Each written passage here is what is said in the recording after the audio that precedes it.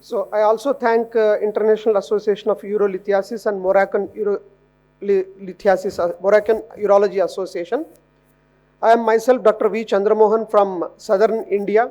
Some of you might be knowing the Pure Urology Facebook program where we share the surgical techniques. With this introduction, I say that there are no conflicts of interest because in this, a lot of company instruments will be involved. I will be sharing all of them. Why energy sources? You know, either it is RIRS or PCNL. The stone fragments have to come out. Stone intact cannot come out like in it's going auto mode. Can somebody?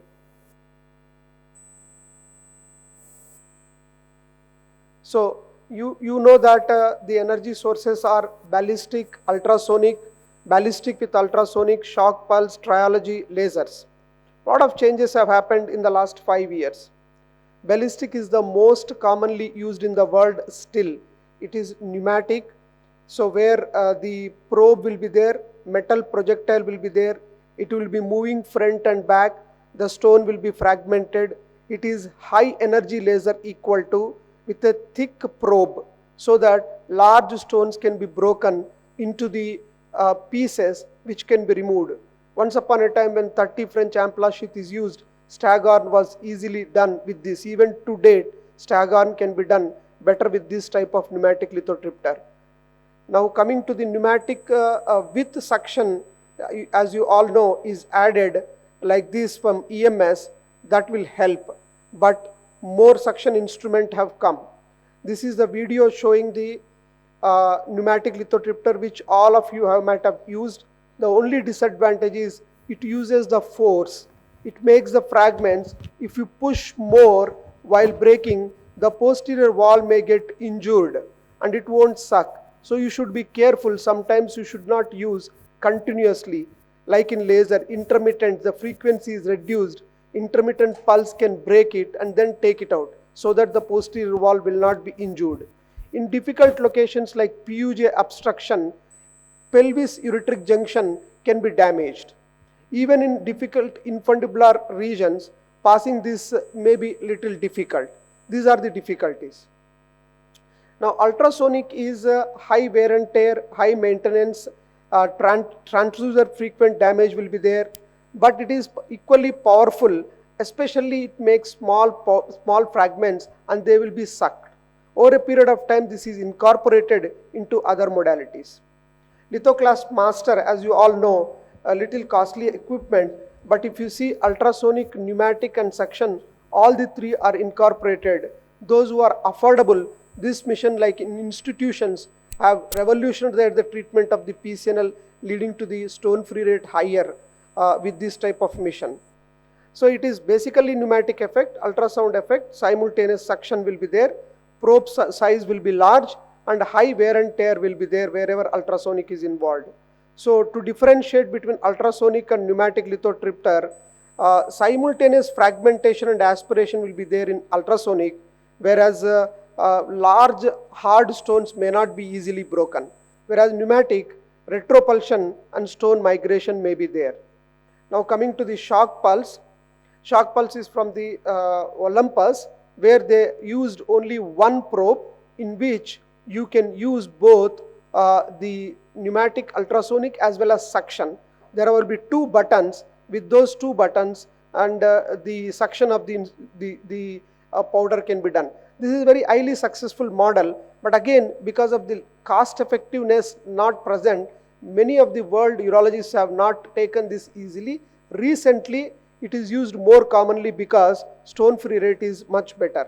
In this basically shock pulse in between, SE technology will be there, ultrasound vibration in between pulses will be large, and this probe we have to attach. There are different type of probes depending on the size of the stone, size of the tract, you can use it. Now this is the basic mechanism. Return spring will be there which produces this piezoelectric effect, and free mass string will be there which oscillates back and forth and causes vibration of the transducer. Piezo element will be there, that is the primary thing, transforms electrical into mechanical energy. If you see here, piezoelectrical excitation of crystals causes rapid oscillation of probe to fragment stones. As much as 21,000 Hz will be used, and then aspiration of the removal of the stones is easy.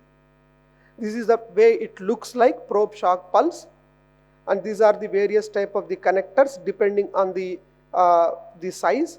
This is the video which shows the large stones, how it can be broken. Basically, it is like a large bore. This is a large video, that's why it may take time.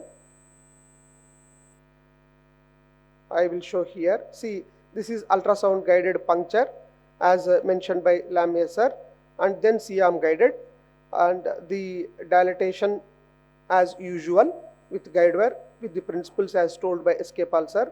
Once you are there on the lateral part of the stone, this is the way it will be introduced. If you observe carefully, it makes holes. At the same time, it eats away the stone. The main advantage is the stone fragments will not be moving here and there into the calyces. Naturally, SFR will increase. So every time it sucks out. Matrix also can be sucked out well. Larger stones also sucked out well. 6 to 7 times this probe can be used.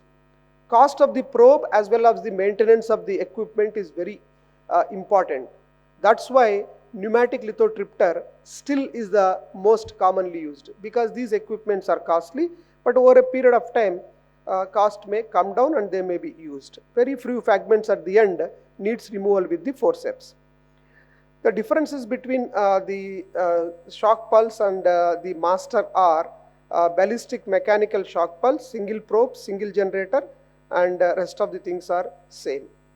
Now recently triology has come again from the EMS makers of lithoclast, Swiss triology.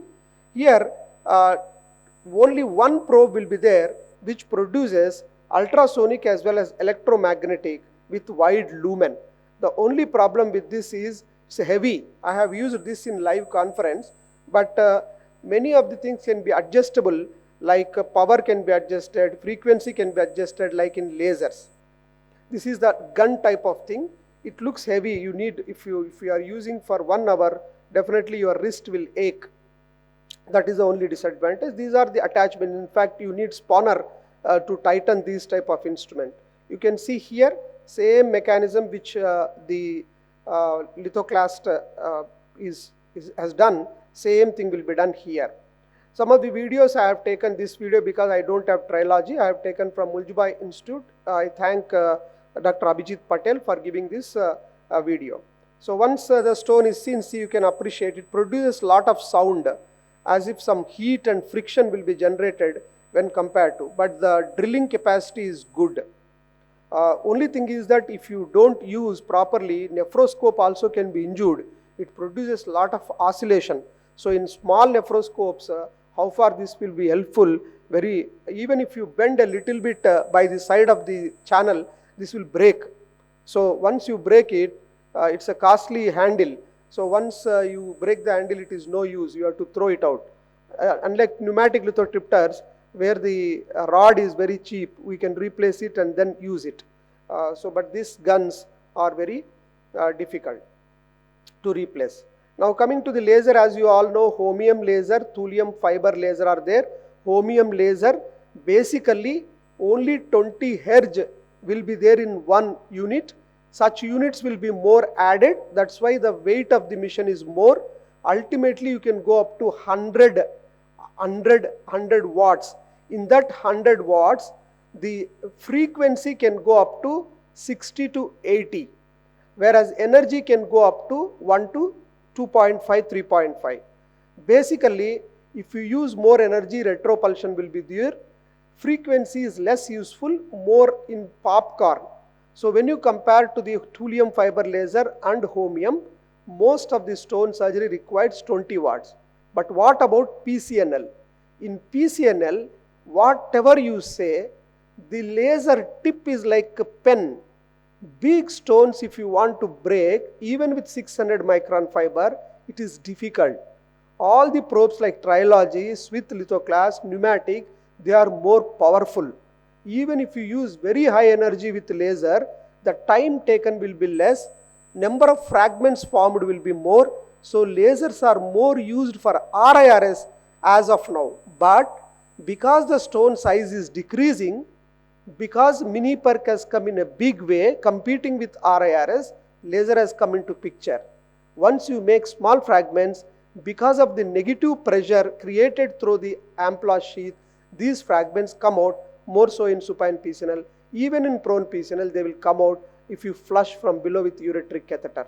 With that introduction, I will quickly move because time will be short. Moses technology or TFL, whatever it may be, long pulse duration will keep the laser contact time with the stone more time. It won't hit the, like below video, it won't hit the stone powerfully at less second. It hits slowly and keeps in touch so that it becomes fragments without retropulsion. That is all. Whether it is Moses effect, whether it is TFL with long pulse duration, mechanism is same. So if you see the Moses in action, there is nothing here. If the stone is impacted, it does not make any difference. If the stone is in the ureter, it is a dilated ureter, you are breaking it with laser.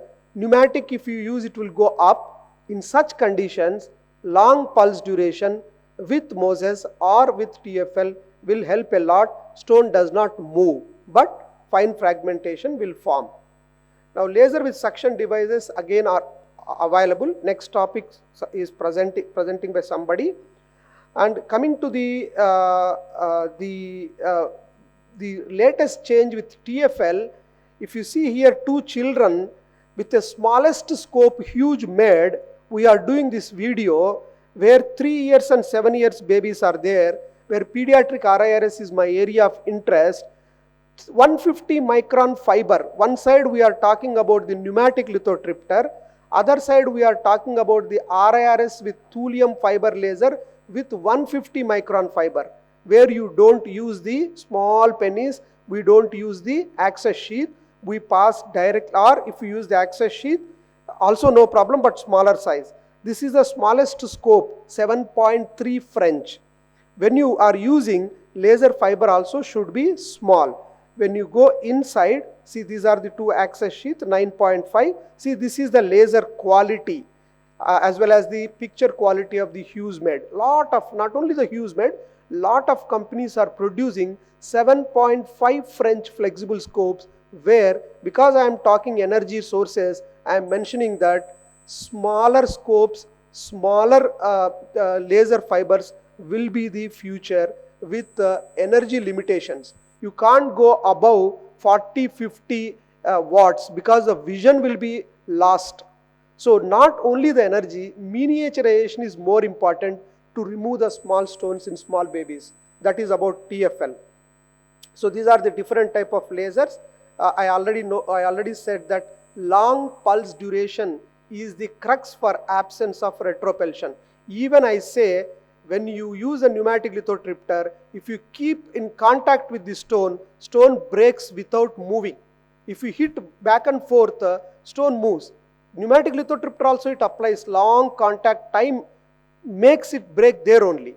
The same principle applies in laser also. Coming to the forceps, baskets, before that suction in mini PCNL, next speaker is talking, so I will just tell. EMS lithoclast as suction. In Indian made Shaw sheath, super perk sheath also has suction, it is cost effective. Now Clear Petra has shown lot of research in the last 2-3 years how the suction can be used. Lot of people argue that if you use more than 15 French ampoule sheath, forceps is enough. Unnecessarily suction no need. If you use less than 12 French in PCNL, RIRS will compete. So it's a controversial area. Something between 10 to 15 mm stone, debate will continue. A simple pelvic stone, PCNL surgeon says, I will make into pieces and remove it.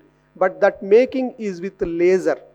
When you make with laser, you are going towards RIRS surgeon. When you are making pieces, you are going towards RIRS surgeon and more towards ESWL surgeon. Then you need suction. That's why suction has come into the PCNL. Otherwise, if you want to make 4 pieces and remove, the most beautiful aspect of PCNL exists. You make 2 centimeter 4 pieces, remove it, SFR is 100%. But if you make 20 pieces with laser, you have to suck it out. Otherwise, one or the other fragment will go into other calyces. That's why suction has come into picture. Even Swiss lithoclast has introduced. This is the Swiss lithoclast. I told like a gun. You need spawners, everything for this. They look beautiful but costly. Lumen is also important. Small lumen. That's why ultra mini perk they say. Micro perk they say. Micro perk pressure increases, fragments become small, laser is required, then why not RIRS? So suction has limitations. Large stagger with lithoclast is more useful than small stone where you make multiple fragments. If you make small stone multiple fragments sucking out, something looks not so good. Take it out, make 15 French, make 2 pieces and take it out if you are really good in PCNL. If you are really punctured like what Bullseye Escape Pulsar said, what happens another 2 French if you dilate? Take out the stone intact or 2 pieces. So this is again which I have shown. There are studies also have come from Muljibai Patel paper. They say that both are equal. This is the classical picture shown by Mahesh Desai sir. Nowadays, everywhere on the paper, he will show this small powder. In RIRS, we say that the golden dust we used to say. Now we wanted to make face powder.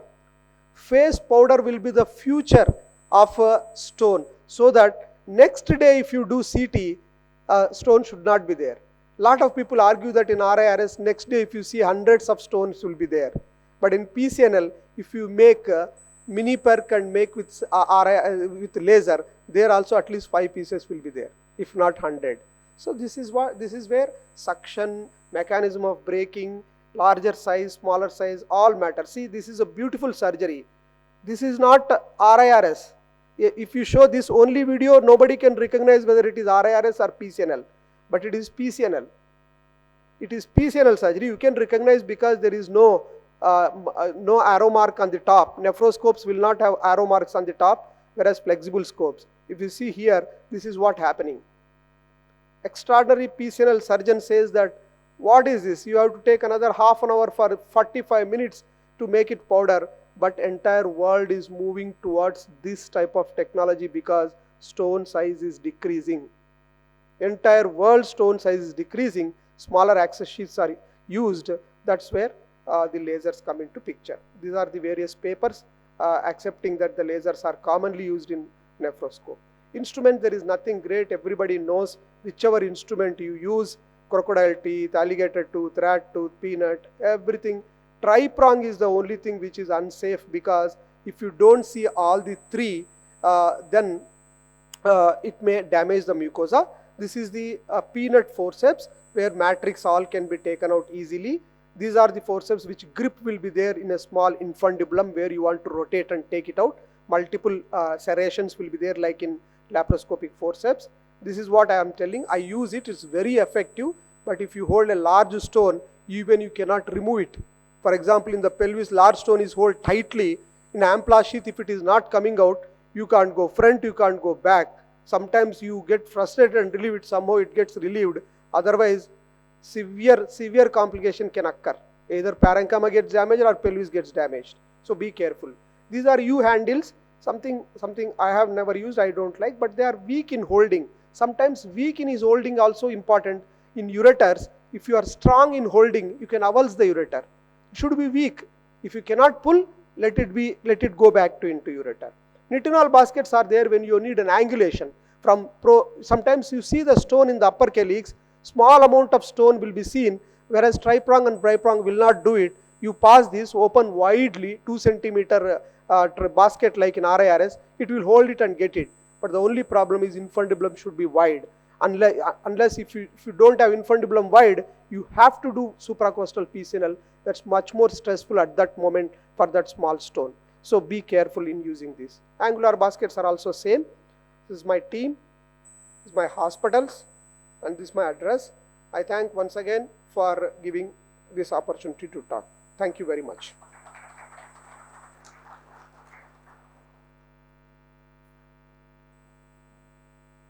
Any questions? Welcome. Thank you, Mr. Shankara. We pass directly to the second presentation. The question after the three presentation. Yeah. Okay. Thank you. The